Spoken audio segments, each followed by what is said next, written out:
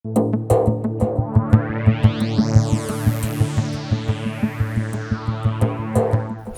দুনিয়ার সবচেয়ে বড় মঞ্চে আজ রাতে মুখোমুখি হচ্ছে দুই পরাশক্তি আর্জেন্টিনা ও স্পেন।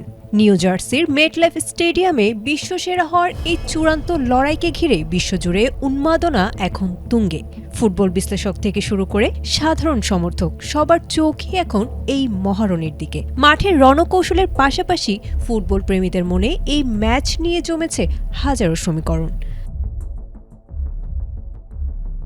পরিসংখ্যান আর সাম্প্রতিক ফর্মের বিচারে স্প্যানিশ দল লা রোজাকে এবার শিরোপার অন্যতম দাবিদার মনে করছেন ফুটবল বোদ্ধারা। ফাইনালে ওঠার পথে তারা হারিয়েছে পর্তুগাল, বেলজিয়াম ও ফ্রান্সের মতো বিশ্বসেরা দলগুলোকে। কোচ লুইস দে লা ফুয়েন্তের অধীনে স্পেন এখন একটি অপরাজেয় যন্ত্রে পরিণত হয়েছে। টানা ৩৭ ম্যাচ অপরাজিত থাকার অবিশ্বাস্য রেকর্ড গড়ে ইতালির পাশে বসেছে তারা।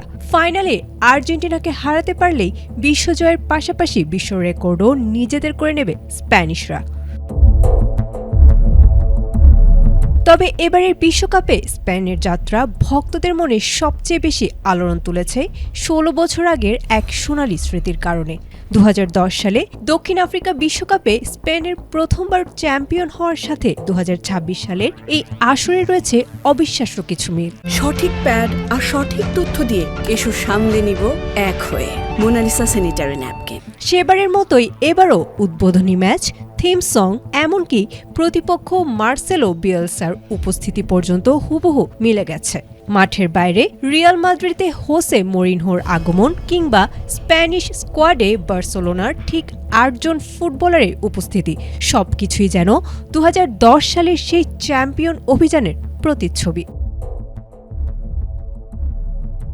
স্পেনের এই রূপকথার পেছনের মূল শক্তি তাদের নতুন সোনালী প্রজন্ম। লামিন ইয়ামাল, পাও কুবার্সি কিংবা পেড্রিদের মতো তরুণ তুর্কিরা অভিজ্ঞদের সাথে মিলে এক অপরাজেয় ভারসাম্য তৈরি করেছেন। কোনো একক তারকার ওপর নির্ভর না করে দুর্দান্ত পাসিং ও হাই প্রেসিংয়ের দলগত ফুটবল খেলছে তারা। ম্যাচের পর ম্যাচ ভিন্ন ভিন্ন নায়কের হাত ধরে ঘুরে দাঁড়িয়েছে এই দল। ইতিহাস, কাকতালীয় আলামত আর মাঠের পারফরম্যান্স সব মিলিয়ে স্পেন হয়তো দ্বিতীয়বারের মতো সোনালী ট্রফি উঁচিয়ে ধরার জন্য পুরোপুরি প্রস্তুত। Desk report, ATN Bangla.